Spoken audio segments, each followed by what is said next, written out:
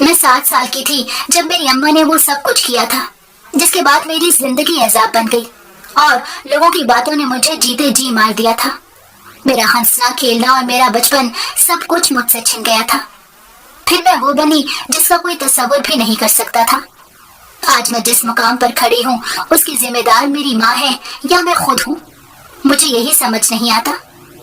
کاش میری ماں وہ قدم نہ اٹھاتی تو شاید میری زندگی برباد ہونے سے بچ جاتی۔ میرا نام رشنا ہے۔ میرا تعلق ایک مڈل کلاس فیملی سے تھا۔ کہنے کے تو ہم ایک فیملی تھے، مگر میں نے کبھی اپنے گھر میں ایک فیملی کی محبت اور اہمیت کو محسوس ہی نہیں کیا تھا۔ شروع سے بس لڑائی جھگڑے اور ایک دوسرے کو برا بھلا کہنا ہی سنا تھا۔ ہم ایک کمبائن فیملی سسٹم میں رہتے تھے۔ گھر بھی بہت بڑا تھا۔ دادا دادی، میرے ایک تایا، ان کی بیوی اور 2 بچے اسی گھر میں تھے۔ پھر میرے ابا کا نمبر آتا تھا۔ ابا کی اولاد میں ہم 2 بہن بھائی تھے۔ اس کے بعد میرے 2 چچا اور 2 پھوپھیاں بھی تھی۔ گھر میں اتنے افراد کی موجودگی سے ہر وقت رونق لگی رہتی تھی۔ کوئی بھی وقت ایسا نہیں گزرتا تھا جب بالکل سناٹا ہو، سوائے رات کے۔ وہ بھی سب کو اپنے اپنے کمروں میں سوتے 1:30-2 تو بج جایا کرتے تھے۔ پھر صبح صبح دوبارہ سے ہلچل شروع ہو جاتی۔ تائی اور اماں مل کر ناشتے کی تیاری کرنے لگ جاتی۔ دونوں پھوپھیاں اور ایک چچی صاف صفائی اور دیگر کاموں میں مصروف ہو جاتی تھی۔ پھر ناشتہ کرنے کے بعد بچے اسکول اور گھر کے مرد اپنے اپنے کام پر چلے جاتے تھے۔ میرے دادا کی کپڑے کی 2 دکانیں تھیں جن کو میرے ابا، تایا اور دونوں چچا مل کر سنبھالتے تھے۔ ابا اور تایا ایک دکان میں اور دونوں چچا دوسرے دکان میں بیٹھتے تھے، جبکہ دادا ایک دن میں ایک چکر دونوں دکانوں میں لگا لیا کرتے تھے اور سارا حساب کتاب اپنے ہاتھ میں ہی رکھتے تھے۔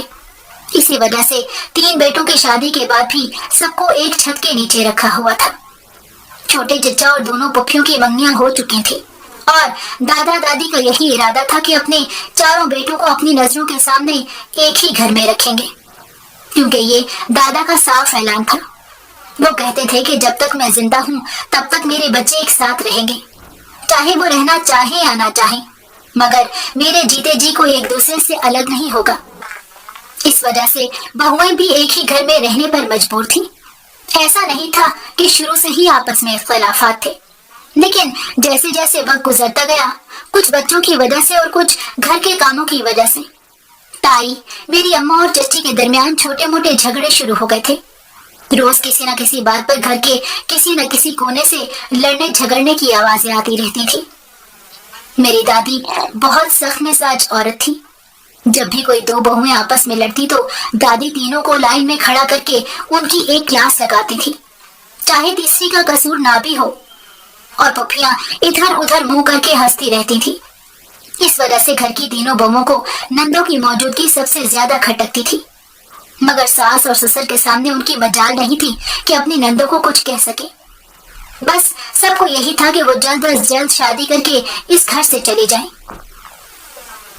ہم 2 بہن بھائی تھے، میں چھوٹی تھی، بھائی مجھ سے 2 سال بڑا تھا۔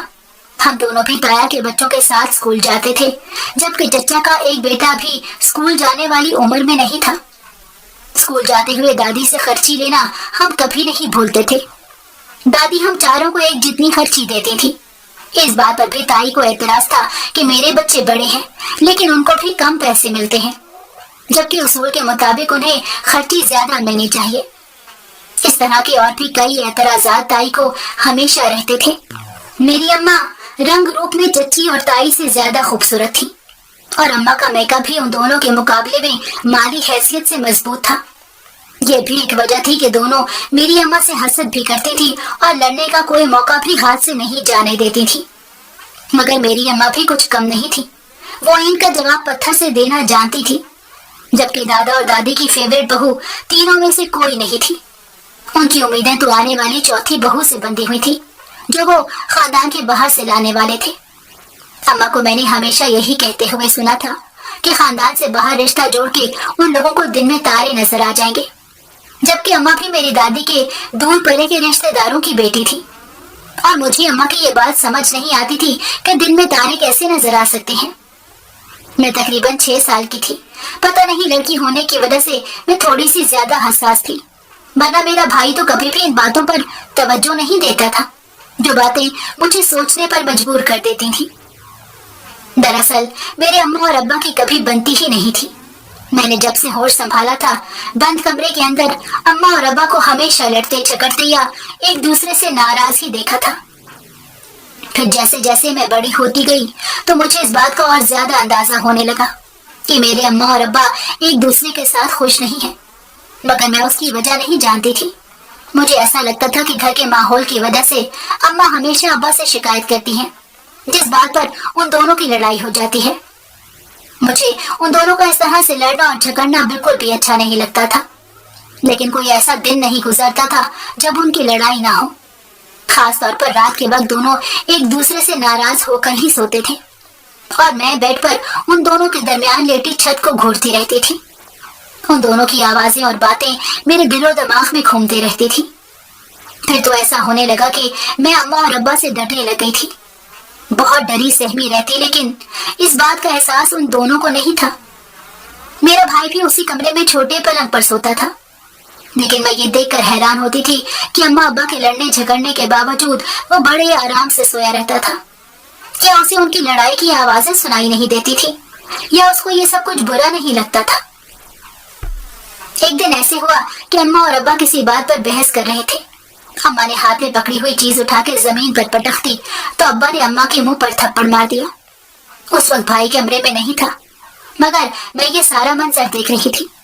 जब अब्बा ने अम्मा को थप्पड़ मारा तो मैं रोने लग गई, लेकिन अम्मा मेरे पास नहीं आई, वो कमरे से बाहर चली गई। अब्बा ने मुझे अपने सीने से लगाया और चुप करवाया। उसके बाद मैंने महसूस किया कि अब्बा ने अम्मा से कुछ कहना ही छोड़ दिया था।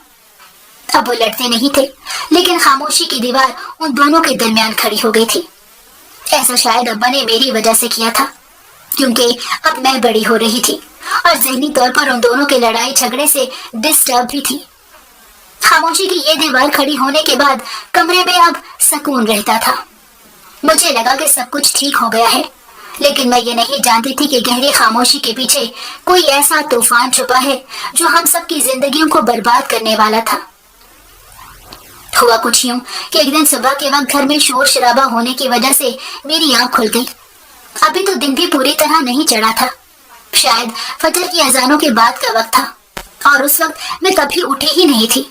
आमतौर पर उस वक्त दादा दादी और मेरी ताई उठ जाते थे। शायद उस दिन भी हस्बे मामूल उन तीनों में से कोई उठा था जिसने घर का दरवाजा खुला हुआ देखा तो घबरा गए कि कहीं घर में कोई चोर तो नहीं घुसाए, मगर कहीं कोई ऐसे आसार नहीं नजर आ रहे थे। अलबत्ता दरवाजा खुला देखकर दादी ने फटाफट दादा को उठाया। इतने में ताई भी अपने कमरे से बाहर आ गई। फिर दादी ने अब्बा को उठाने के लिए जब हमारे कमरे का दरवाजा खटखटाया तो दरवाजा खुला हुआ था। अब्बा उठे तो देखा कि कमरे में अम्मा मौजूद नहीं थी। सारे घर वाले उठ गए, मगर अम्मा का कहीं नामो निशान नहीं था। सारे घर के कमरे, स्टोर रूम, यहाँ तक कि छत पर भी देखने के बावजूद अम्मा नहीं मिली। तो सबको यही लगा कि अम्मा रात की तारीकी में घर से कहीं चली गई हैं, मगर क्यों गई और किसके साथ गई, इस सवाल का जवाब किसी के पास नहीं था। लेकिन हमारे पूरे घर में शोक का समा बन चुका था। दादा दादी, ताई ताया, चचा चच्ची और पुफिया सब बरामदे में जमा इसी बहस में लगे हुए थे। जब शोर से मेरी आंख खुली और मैं कमरे से निकल कर बाहर आई तो सबके दरमियान अम्मा को ना देखकर मुझे बहुत अजीब सा महसूस हुआ कि इस वक्त अम्मा कहाँ जा सकती हैं। मेरा भाई तो अभी तक सो रहा था, पता नहीं उसकी नींद इतनी पक्की क्यों थी। मैंने अब्बा से पूछा कि अम्मा कहाँ है, तो अब्बा की बजाय दादी ने जवाब दिया। वो अम्मा को गालियां दे रही थी और मुझे कहने लगी कि तेरी माँ अपना और हमारा मुंह काला करके घर से भाग गई है, अपने किसी यार के साथ। मैं तो उस वक्त सिर्फ 9 साल की थी। ना मुझे घर से भागने का कुछ पता था और ना ही मैं यार का मतलब समझती थी, मगर दादी की आवाज और गुस्से ने मेरे नन्हे से दिल को डरा दिया था। दादी की बात सुनकर अब्बा ने फटाफट मुझे अपने पास बुला लिया और दादी से कहने लगे कि अम्मा अब बच्ची के सामने कैसी बातें कर रही हैं। तो दादी कहने लगी कि अब बच्ची को तो सारी जिंदगी सुनना पड़ेगा जो उसकी माँ ने करतूत की है, कब तक तुम छुपाओगे। और पता नहीं दादी क्या कुछ बोल रही थी, मगर अब्बा मुझे लेकर कमरे में चले गए। कमरे के अंदर जाने के बाद भी बाहर से दादी और ताई और पुप्पियों के बोलने की आवाजें आ रही थी। वो मेरी अम्मा को बुरा भला कह रही थी। پھر دادا نے کہا کہ یہ بات جب سب کو پتا چلے گی تو کتنی بدنامی ہوگی۔ پھر تایا کی آواز آئی۔ وہ کہنے لگے کہ پہلے ہمیں اسے ڈھونڈنا چاہیے، کیا پتا کچھ ایسا ہوا ہو جس کی وجہ سے وہ گھر سے باہر نکلی اور واپس نہیں آئی۔ مگر اس بات پر اس زاویے سے تو کوئی سوچنا ہی نہیں چاہتا تھا۔ سب بس میری اماں کے کردار پر انگلیاں اٹھا رہے تھے۔ پھر دن کی روشنی پھیل گئی۔ جیسے تیسے سب نے ناشتہ کیا، مگر اس دن دکان پر ابا اور میرے دونوں چچا نہیں گئے تھے۔ دونوں دکانیں دادا اور تایا نے کھولی تھی تاکہ لوگ سوال نہ کریں کہ دکان کیوں بند ہے۔ دوسری طرف میرے ابا اور دونوں چچا نے الگ الگ اپنے اپنے طریقے سے اماں کو تلاش کرنا شروع کر دیا۔ ابا نے سب سے پہلے میرے دونوں ماموں کو فون کیا، میری بڑی خالہ کو فون کیا، مگر وہ سب بھی اماں کی جتنی سہیلیاں اور ملنے والے تھے جہاں اماں جا سکتی تھی، ہر جگہ پر ابا نے پتہ کیا، مگر اماں کا کہیں بھی کچھ پتہ نہیں چلا۔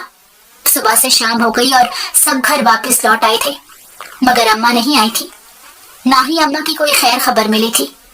میرا تو رو رو کر برا حال تھا۔ میرا بھائی بھی رو رہا تھا، مگر وہ غصے میں بھی آ رہا تھا، کیونکہ جو باتیں صبح سے دادی اور پھپھیوں کے منہ سے سن رہا تھا، جو کچھ تائی اور چچی کہہ رہی تھی، اس کی وجہ سے تو کسی کا بھی دماغ خراب ہو سکتا تھا۔ بھائی تو مجھ سے بڑا تھا اور مجھ سے زیادہ ان معاملات کو سمجھتا تھا، لیکن وہ بالکل چپ چاپ بیٹھا تھا۔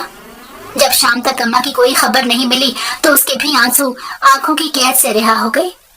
سب صبح کی طرح برآمدے میں بیٹھے تھے، ہم دونوں بہن بھائی بھی ایک طرف وہیں پر کھڑے تھے۔ تب ابا نے دادا سے کہا کہ کیا مجھے تھانے میں رپورٹ کروانی چاہیے، تو دادا نے فوراً ابا کو منع کر دیا کہ تمہارا دماغ خراب ہے، تم کیا کہو گے کہ میری بیوی گھر سے بھاگ گئی ہے؟ جانتے ہو پھر کیا ہوگا؟ پولیس گھر میں آئے گی، طرح طرح کے سوال کرے گی۔ تمہاری دونوں بہنوں کی تو شادیاں ہونے والی ہیں، ان کے سسرال والوں کو تم کیا جواب دو گے؟ بس خاموشی اختیار کر جاؤ۔ جب تک یہ دونوں اپنے گھر کی نہیں ہو جاتی، یہ بات کہیں نکلنی نہیں چاہیے۔ ابا یہ بات سن کر چپ ہو گئے۔ پھپھیوں کی شادی میں تقریباً 2 ہفتے رہ گئے تھے، لیکن ایسا کیسے ممکن تھا کہ ان 2 ہفتوں میں اماں کی غیر موجودگی کا کسی کو پتہ نہ چلے؟ یہ تو 2-3 دن بعد ہی ثابت ہو گیا، جب محلے میں سے 1-2 عورتیں گھر آئیں اور گھر میں اماں کو نہ دیکھ کر اماں کے بارے میں بھی پوچھنے لگی۔ تب تو دادی نے جھوٹ بول دیا کہ وہ اپنے میکے گئی ہوئی ہے، کیونکہ اس وقت ہم دونوں بہن بھائی اسکول میں تھے۔ لیکن اسی دن اس عورت نے ہمیں اسکول سے واپس آتے ہوئے دیکھا تو فوراً دادی کے پاس پہنچ گئی اور کہنے لگی کہ بہن تم نے مجھ سے جھوٹ کیوں بولا؟ تو دادی نے ایک اور جھوٹ بول دیا کہ میں نے تمہیں یہی کہا تھا کہ وہ میکے گئی ہوئی ہے، مگر یہ نہیں کہا تھا کہ بچے بھی گئے ہیں۔ ان دونوں کے تو ٹیسٹ چل رہے ہیں، اس وجہ سے یہ دونوں نہیں جا سکے۔ یہ سن کر وہ عورت خاموش ہو گئی۔ اس کے گھر سے باہر جاتے ہی دادی نے باتیں کرنا شروع کر دی کہ اب محلے والے ہم سے سوال کر رہے ہیں، کل کو خاندان میں یہ بات پھیل جائے گی، پتہ نہیں اس بدذات نے ہمارے ساتھ ایسا کیوں کیا، اس سے اچھا ہوتا کہ وہ مر جاتی۔ یہ سن کر میں رونے لگ گئی تو دادی نے مجھے ڈانٹ کر کمرے میں جانے کا کہہ دیا۔ پھر ہم دونوں بہن بھائی کمرے میں ہی بیٹھے رہے، کسی نے ہمیں کھانے کے لیے بھی نہیں بلایا تھا۔ ہمیں نہ تو اسکول کے کپڑے بدلے اور نہ ہی کچھ کھایا پیا تھا، ایسے ہی اپنے اپنے بستر پر لیٹ کر روتے ہوئے سو گئے۔ جب ابا شام کو گھر لوٹے اور ہمیں اس طرح کمرے میں سوتے ہوئے دیکھا تو پریشان ہو گئے۔ انہوں نے ہمیں اٹھایا اور کھانے کے بارے میں پوچھا تو یہ جان کر انہیں بہت افسوس ہوا اور غصہ بھی آیا کہ ان کے بچوں کو کسی نے کھانا تک نہیں دیا تھا۔ انہوں نے جا کر دادی اور تائی سے اس بارے میں شکایت کی تو تائی نے صاف کہہ دیا کہ ہم گھر یا اپنے بچوں کو دیکھیں یا تمہارے بچوں کے پیچھے پیچھے پھریں۔ یہ سن کر ابا خاموش ہو گئے اور خود ہی کچن سے کھانا لے کر ہم دونوں کے پاس کمرے میں آئے۔ وہیں پر انہوں نے ہمیں کھانا کھلایا اور سمجھانے لگ گئے۔ ابا نے کہا کہ اب ایسے رویوں اور ایسی باتوں کی عادت ڈال لو، یہ سب تو ہمیں سننا اور سہنا پڑے گا، لیکن میں کوشش کروں گا کہ گھر میں یہ ماحول نہ رہے۔ اگر ایسا ہی رہا تو ہم گھر چھوڑ کے کہیں اور چلے جائیں گے۔ اماں کے جانے کے بعد ابھی 1 ہفتہ ہی گزرا تھا کہ ایک دن ابا کے نام عدالت کا نوٹس آیا۔ وہ اماں کی طرف سے تھا، جس میں انہوں نے ابا سے خلا کا مطالبہ کیا تھا۔ ابا دی گئی تاریخ پر عدالت گئے، تایا بھی ان کے ساتھ گئے تھے۔ وہاں اماں نے بیان دیا کہ وہ ابا کے ساتھ اس گھر میں خوش نہیں تھی، باقی گھر والے بھی ان پر ظلم زیادتی کرتے تھے اور ابا بھی انہیں مارتے پیٹتے تھے، یہاں تک کہ انہیں کھانے پینے کی بھی تنگی تھی، اور پتہ نہیں کون کون سی باتیں اماں نے وہاں پر کہیں۔ ابا نے بغیر کچھ کہے عدالت میں سب کے سامنے خلا کے کاغذات پر سائن کر دیے۔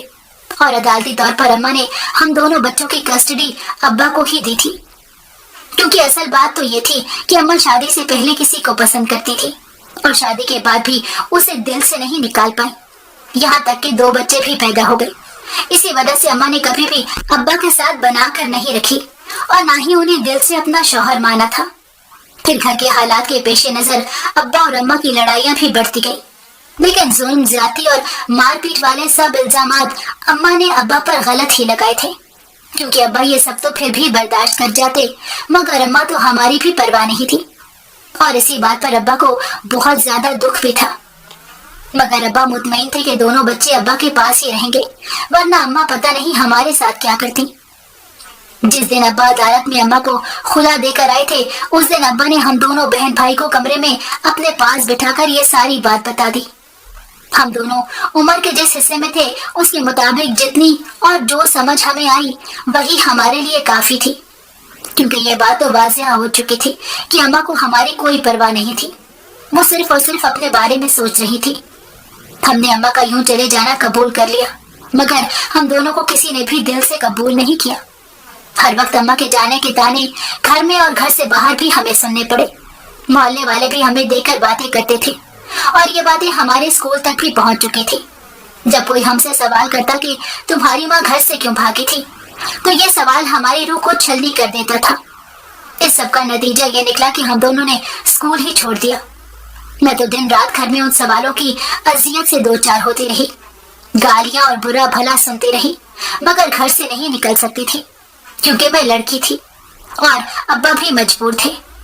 फिर अब्बा ने दादा और दादी के कहने पर दूसरी शादी कर ली, लेकिन मेरा भाई उन सबसे बागी हो चुका था। जब वो 15 साल का हुआ तो सब कुछ छोड़ छाड़ के घर से चला गया। मैं 13 साल की हो चुकी थी। अम्मा को घर से गए हुए 4 साल गुजर गए थे। ताई और चचियों ने मुझे अपने साथ घर के कामों में लगा लिया था। अब मुझे अम्मा के साथ साथ अपना भाई भी बहुत याद आता। मैं नहीं जानती थी कि वो कहाँ है और उसके साथ क्या हुआ, मगर मेरी सौतेली माँ भी किसी से कम नहीं थी। मैं अपने ही घर में जिस माहौल में पल बढ़कर जवान हुई, उसी माहौल ने मेरे अंदर जहर भर दिया था। मैं अपनी माँ से नफरत करने लगी थी, जिसने खुद गर्जी की इंतहा कर दी थी। अगर वो ये कदम ना उठाती तो कभी मुझे घर के अंदर और बाहर सबकी जहर भरी बातें ना सुननी पड़ती। भाई तो सबसे जान छुड़ाकर कब का जा चुका था। नहीं जानती थी कि वो किस हाल में होगा। उसने तो पलटकर मेरी खबर तक नहीं ली थी और ना ही मुझे उसकी कोई खबर थी। कभी कभी तो मैं उसके लिए बेहद परेशान हो जाती थी कि ना जाने वो किस हाल में होगा, पता नहीं जिंदा भी है या नहीं।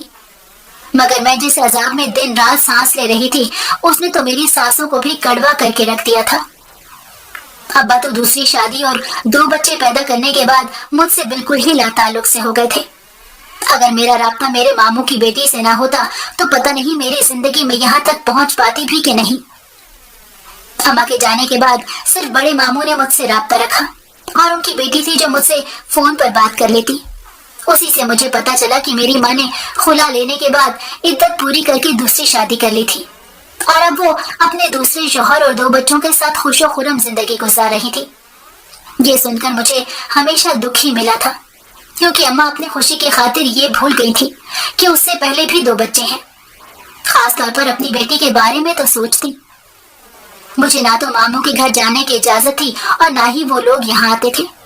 यहाँ तक कि जब मेरे मामू की बेटी की शादी हुई तो मैं उसकी शादी में भी नहीं जा सकी थी। लेकिन जब वो माँ बनने वाली थी तो उसने अपनी देखभाल और गोद भराई की खुशी में शामिल करने के लिए मुझे भी बुलाया था। वो बैरून मुल्क रहती थी और उसी ने मेरे वीजे और पासपोर्ट का सारा इंतजाम किया। अब मैं जवान थी, कोई मुझसे जोर जबरदस्ती नहीं कर सकता था, इसलिए अब्बा समेत किसी ने भी इस मामले में टांग अड़ाने की कोशिश नहीं की। दादा दादी तो वैसे भी इंतकाल हो चुका था। बाकी सब घर की पोषण करके अपनी अपनी जिंदगी में मगन थे। मेरे अब्बा या सौतेली माँ को मेरी कोई फिक्र ही नहीं थी। इसीलिए जब मेरी कजन ने अब्बा से बात की तो अब्बा फौरन राजी हो गए और मुझे उसके पास बाहर भेज दिया। मैं जब उसके पास जाने की तैयारी कर रही थी तो ये सोचकर ही मुझे बेहद खुशी हो रही थी कि मैं इतने अरसे बाद अपने घर से जान छुड़ा के बाहर जा रही हूँ, और वो भी मुल्क से बाहर। मैंने पहले ही सोच लिया था कि अब मैं कभी भी वहां से पलटकर इस जहन्नुम में वापस नहीं आऊंगी। اور پھر جس دن میں اپنی کزن کے گھر پہنچی تو اسی رات میں نے اپنے ایک فیصلے کو مزید پختہ کر لیا، کیونکہ میں اپنی کزن کے ٹھاٹ باٹ اور طرز زندگی کو دیکھ کر بہت متاثر ہوئی تھی۔ سب سے بڑی بات یہ تھی کہ مجھے اس کا شوہر پہلی نظر میں ہی بہت پسند آیا تھا۔ ان دونوں کی ارینج میرج ہوئی تھی۔ کزن کا شوہر دبئی کی ایک بڑی کمپنی میں کام کرتا تھا اور گھر بھی انہیں کمپنی کی طرف سے ہی ملا تھا، لیکن اس کا مزاج اور شخصیت میری کزن سے بالکل الگ تھا اور کچھ شاعرانہ سی طبیعت کا مالک تھا۔ بڑی خوبصورت باتیں کرتا تھا، لیکن میری کزن کچھ عجیب سی مزاج کی لڑکی تھی۔ میں نے چند دن کے اندر ہی یہ نوٹ کیا تھا کہ وہ اپنے شوہر کو زیادہ گھاس نہیں ڈالتی تھی، مگر ایسا بھی نہیں تھا کہ اس کے ساتھ خوش رہی تھی۔ شاید وہ اپنی موجودہ کنڈیشن کی وجہ سے موڈ سوئنگز کا شکار تھی، لیکن میں اس کے پاس جا کر سب سے زیادہ اس چیز کو انجوائے کر رہی تھی کہ اب مجھے ہمیشہ کے لیے وہیں رہنا ہے۔ مگر ایسا کیسے ممکن تھا؟ میرا تو ویزا بھی 3 مہینے کا تھا، لیکن کزن نے کہا تھا کہ وہ 3 مہینے بعد ویزے کا دورانیہ بڑھا دے گی، کیونکہ اس نے مجھے ڈیلیوری تک رکنے کے لیے بلایا تھا، جس میں ابھی 7 مہینے باقی تھے۔ میں یہ سوچ کر مطمئن تھی کہ چلو 7 مہینے تو یہی رہوں گی، پھر کوئی نہ کوئی پکا انتظام بھی کر لوں گی۔ میں زندگی میں پہلی مرتبہ مجھے لگا کہ میں اپنے جہنم جیسے گھر سے نکل کر جنت میں آ گئی تھی۔ وہاں جانے کے بعد مجھے پتہ چلا کہ زندگی کتنی خوبصورت ہے اور اپنی مرضی سے جینا کتنا اچھا لگتا ہے۔ میں کزن کے پاس جانے کے بعد ہر چیز میں آزاد تھی، کھانا پینا، اوڑھنا پہننا، یہاں تک کہ اپنی مرضی سے سوتی جاگتی تھی۔ ہاں، لیکن میں اس کا خیال بھی رکھتی تھی اور گھر کے کام بھی کرتی تھی تاکہ وہ مجھے اپنے پاس رکنے پر مجبور رہے۔ اسے ڈاکٹر نے بیڈ ریسٹ کا بتایا تھا۔ وہ زیادہ تر وقت اپنے کمرے میں گزارتی، کچھ ویسے بھی وہ آرام طلب اور آرام پرست ٹائپ لڑکی تھی۔ اس کا شوہر دانیال جب آفس سے گھر آتا تو اپنے کمرے میں جا کر فریش ہوتا اور تھوڑی دیر بیوی کے پاس بیٹھ کر باہر آ جاتا تھا، کیونکہ میری کزن تو کھانا کھا چکی ہوتی تھی، مگر دانیال کو کھانا میں ہی دیا کرتی تھی۔ پھر میں نے اس کے ساتھ کھانا شروع کر دیا۔ کھانے کے دوران ہم بہت ساری باتیں کرتے تھے۔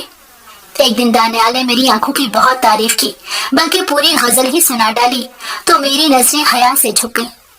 دانیال کو میری یہ ادا بہت پسند آئی۔ وہ کہنے لگا کہ تم ندا سے بالکل الگ ہو۔ میں اسے جب شعر سناتا ہوں وہ آگے سے کہتی ہے کہ مجھے ان سب چیزوں کی سمجھ نہیں آتی، تو اب میں نے اسے شعر سنانا ہی چھوڑ دیا۔ مگر دیکھو، یہاں پہ کوئی قدر دان ہو وہیں پہ الفاظ کا استعمال اچھا لگتا ہے۔ ایسے ہی دھیرے دھیرے میں دانیال کے قریب ہوتی گئی۔ ہم دونوں میں دوستی بڑھتی جا رہی تھی اور پھر مجھے ہمیشہ کے لیے وہاں رہنے کے لیے ایک وجہ بھی مل گئی تھی۔ میں سوچ رہی تھی کہ اگر دانیال کو اپنے پیار کے جال میں پھنسا لوں اور وہ مجھ سے شادی کر لے، پھر تو میری زندگی بن جائے گی۔ یہی سوچ کر میں نے اپنے منصوبے پر عمل کرنا شروع کر دیا۔ میں دانیال کا بہت زیادہ خیال رکھنے لگی۔ اس کے کپڑے، کھانا پینا اور اس کا ہر کام بھاگ بھاگ کر کرتی تھی۔ جیسے جیسے وقت گزر رہا تھا، ندا اپنی کنڈیشن کی وجہ سے خود سے ہی بیزار تھی۔ ایسے میں اسے دانیال کی کوئی فکر ہی نہیں تھی، اور پھر وہ میرے آنے کی وجہ سے کچھ زیادہ ہی بے فکر ہو گئی تھی۔ مگر وہ نہیں جانتی تھی کہ میں اندر ہی اندر اس کے گھر میں گھات لگائے بیٹھی ہوں۔ مجھے وہاں پر گئے ہوئے پورے 4 مہینے ہو گئے تھے، اور اب دانیال پوری طرح میرے عشق میں گرفتار ہو چکا تھا۔ میں اس حد تک اس کے حواس پر سوار تھی کہ اب وہ جلد سے جلد مجھے اپنی زندگی میں شامل کرنا چاہتا تھا، اور میں خود بھی چاہتی تھی۔ پھر وہ دن بھی آ گیا جب دانیال نے جذبات میں آ کر میرے قریب آنے کی کوشش کی، تو میں نے فوراً اس سے شادی کا کہہ دیا، اور وہ بھی مان گیا۔ مجھے اپنی کزن کی کوئی پرواہ نہیں تھی کہ وہ کیا سوچے گی، یا میں کسی عورت کے حق پہ ڈاکہ ڈالنے جا رہی تھی۔ اس سے اس کی زندگی بھی برباد ہو سکتی تھی، لیکن دل تو لازمی ٹوٹے گا۔ مگر میں بھی اپنی ماں کی طرح صرف اور صرف اپنے بارے میں سوچ رہی تھی۔ پھر 2 دن گزر گئے۔ میں نہیں جانتی تھی کہ دانیال نے اس بارے میں ندا سے بات کی تھی یا نہیں، مگر وہ مجھ سے شادی کرنے کے لیے بالکل تیار تھا۔ اس نے مجھے تیار ہونے کا کہا اور اپنے ساتھ میرج رجسٹرار کے آفس میں لے گیا۔ میں بھی بہت زیادہ خوش تھی، فوراً تیار ہوئی اور اس کے ساتھ چلی گئی۔ جاتے ہوئے میں نے دیکھا کہ ندا اپنے کمرے کے دروازے میں کھڑی ہمیں دیکھ رہی تھی، اور اس کے چہرے سے صاف نظر آ رہا تھا کہ اس کے اندر کیا چل رہا ہے۔ یعنی وہ یہ سب کچھ جانتی تھی، مگر میں اسے نظر انداز کرتی ہوئی دانیال کا ہاتھ پکڑ کر باہر نکل گئی۔ फिर हम दोनों शादी करके वापस आए थे। अब दानियाल बस मेरे पास ही रहता था। उसने तो निदा के कमरे में भी जाना छोड़ दिया था, लेकिन मैं पहले की तरह घर संभालती रही। निदा की डिलीवरी में थोड़ा ही टाइम रह गया था, मगर अब उसकी तबीयत भी कुछ खराब रहने लग गई थी। मैं उससे बात तक नहीं करती थी और उसने भी खामोशी की चादर ओढ़ रखी थी, मगर उसकी आंखें शिकवा भी करती थी और कुछ कहती भी थी जो मैं सुनना और पढ़ना ही नहीं चाहती थी। मैं दानियाल के साथ बहुत खुश थी। वो एक मोहब्बत करने वाला शौहर था जो आशिक मिजाज भी था, और उसके पास अल्फाज की भी कमी नहीं थी। मैं हर रोज सच समझ के तैयार होती तो वो मेरी तारीफ में जमीन आसमान नहीं कर देता, और मैं फूली नहीं समाती थी। सब कुछ बहुत अच्छा जा रहा था कि निदा की डिलीवरी का टाइम आ गया तो दानियाल उसे लेकर अस्पताल चला गया, मगर मैं उसके साथ नहीं गई थी क्योंकि अब मेरे अंदर सौतन के जज्बात भी जाग चुके थे। निदा ने एक बेटी को जन्म दिया था और मैंने देखा कि दानियाल बेटी का बाप बनने के बाद बड़ा खुश नजर आ रहा था। हालांकि मैं तो सोच रही थी कि वो बेटी पैदा होने पर निदा से खफा होगा, मगर ऐसा कुछ नहीं हुआ। अलबत्ता वो होना शुरू हो गया जिसका मैंने तस्वुर नहीं किया था। दानियाल का रवैया बदलने लगा था। हालांकि हमारी शादी को सिर्फ 2 महीने गुजरे थे, लेकिन 2 महीने में ही उसका दिल जैसे मुझसे भर गया था। अब ना तो वो मेरी तारीफ करता और ना ही मुझे टाइम देता था। घर में जितनी देर रहता निदा के कमरे से बाहर ही नहीं निकलता था, और उसकी वजह उसकी बेटी थी। अब मैं उस घर में अजीब सी कैफियत का शिकार थी जिस घर को मैंने खुद लूट लिया था। मुझे समझ नहीं आ रही थी कि दानियाल ऐसे क्यों करने लग गया था, जबकि मैं तो वही थी और मेरा हुस्न भी वैसा ही था। क्या ऐसा भी मुमकिन है कि कोई जान लुटाने वाला 2 महीने में ही नजरें चुराने लग जाए? मैंने तो ऐसा कुछ नहीं किया था। फिर एक शाम जब वो ऑफिस से वापस आया तो मैं उसका हाथ थामकर उसे कमरे में ले गई और उसे कहा कि जैसे निदा तुम्हारी बीवी है वैसे मैं भी तुम्हारी बीवी हूँ, इसलिए तो हम दोनों के हकूक बराबर पूरे करने चाहिए। मगर दानियाल मेरी बात का जवाब दिए बगैर मुंह बनाता हुआ कमरे से निकल गया और निदा के पास चला गया। मैं वहीं पर निदा को कोसती खड़ी रही। फिर एक दिन मैंने निदा से इस बारे में बात करने का सोचा। मैं पता नहीं कितने अरसे बाद उसके कमरे में गई थी और उसके पास बैठकर उससे बात करना चाहती थी। वो अपनी बेटी को सुलाकर मेरी तरफ मुतवज्जो हो गई, जैसे वो जानती हो कि एक दिन मैं उसके पास जरूर जाऊंगी। मैंने उसे दानियाल के रवैये और मेरे साथ किए जाने वाले सलूक की बात की तो निदा के लबों पर एक तंजिया मुस्कुराहट सज गई। वो कहने लगी कि जब तुम मेरे घर आई थी तो कुछ दिन में ही मुझे सब नजर आना शुरू हो गया था। मैं तुम्हें रोकना चाहती थी, मगर जिस तेजी से तुम दानियाल की तरफ बढ़ रही थी मुझे अंदाजा हो गया कि तुम मेरे रुकने पर, समझाने पर नहीं रुकोगी। इसलिए मैंने तुम्हें तुम्हारे हाल पर छोड़ दिया, क्योंकि मैं दानियाल को तुमसे ज्यादा अच्छे तरीके से जानती हूँ। मैं उसके साथ 2 साल से यहाँ रह रही हूँ और इस 2 साल में न जाने कितनी औरतें हैं जो उसकी जिंदगी में आई और चली गई। उनमें और तुम में सिर्फ फर्क ये है कि उसने तुम्हारे साथ दूसरी शादी कर ली। वो शायद इसलिए कि तुम मेरी कजन थी और इसी घर में रह रही थी। दानियाल तो ऐसा ही था, और अब कैसा है या आगे कैसा होगा ये मैं नहीं जानती, मगर तुमने एक गलत इंसान का इंतखाब किया है। निदा की बातें सुनकर मेरे एतमाद और दिल को बहुत ठेस पहुंची थी। मैंने उससे माफी मांगी तो उसने मेरी तरफ से मुंह फेर लिया और अपनी बेटी को प्यार करने लग गई। मेरी आंखों में आंसू थे। मैं बड़ी मुश्किल से उठकर अपने कमरे तक आई। अब मैंने दानियाल से 2 टोक बात करने का फैसला कर लिया था। उसी शाम जब दानियाल घर आया तो मैंने लाउंज में ही उससे सवाल किया कि अगर मेरे साथ यही सब करना था तो निकाह ना करते। ऐसे तो तुमने मेरी जिंदगी बर्बाद कर दी। मैं और भी काफी कुछ कहना चाह रही थी, मगर जैसे ही मैंने उसकी बेटी के लिए कुछ कहा तो दानियाल ने एक थप्पड़ मेरे चेहरे पर रसीद किया और कहने लगा कि आज तक मेरे साथ किसी ने इस तरह बात नहीं की जैसे तुम कर रही हो। मैंने तुम्हें अपना नाम देकर इज्जत से घर में रखा हुआ था, मगर शायद तुम्हें इज्जत रास नहीं आती। हाँ, मैं ऐसा ही था और मेरी दोस्ती बहुत सी लड़कियों से थी, मगर जब से मेरी बेटी दुनिया में आई है मेरी सोच और दिल बिल्कुल बदल चुका है। इसीलिए मैंने तुम्हें छोड़ा नहीं, क्योंकि मैं नहीं चाहता कि मेरे किसी अमल का असर मेरी बेटी पर हो। मगर तुम इस काबिल ही नहीं हो, क्योंकि मैं समझ गया था कि तुमने अपने मफाद की खातिर मुझे अपने जाल में फंसाया था। जबकि तुम अच्छी तरह जानती थी कि मैं तुम्हारी मामूजात बहन का शौहर हूँ। ये कहकर दानियाल निदा के पास कमरे में चला गया और मैं वहीं पर बैठी रोती रही। मगर कयामत तो कुछ दिन बाद टूटी जब दानियाल ऑफिस से आया तो उसने मुझे तलाकनामा और मेरी वापसी की टिकट थमा दी। मेरे सर के ऊपर अब आसमान ही न रहा, ना ही पैरों के नीचे जमीन थी। उस वक्त मुझे समझ आ गई कि किसी का घर और जिंदगी बर्बाद करने का क्या नतीजा होता है। काश मैं ऐसा न करती तो आज मेरी अपनी जिंदगी बर्बाद न होती। दूसरे दिन मैं रात की फ्लाइट से अपने अब्बा के घर चली गई, मगर वहां पर तो किसी को भी ये सब नहीं मालूम था। हाँ, लेकिन मेरे दिल पर जो अज़ियतों के तीर चले थे उनकी तकलीफ शायद कभी कम होगी नहीं। मेरे साथ आगे क्या होगा मैं नहीं जानती, लेकिन मैं आप लोगों से पूछती हूँ कि क्या मेरी माँ ने किया वो ठीक था, और जो कदम मैंने उठाया उसके बारे में आपकी क्या राय है? कमेंट करके अपनी राय का इजहार जरूर करें।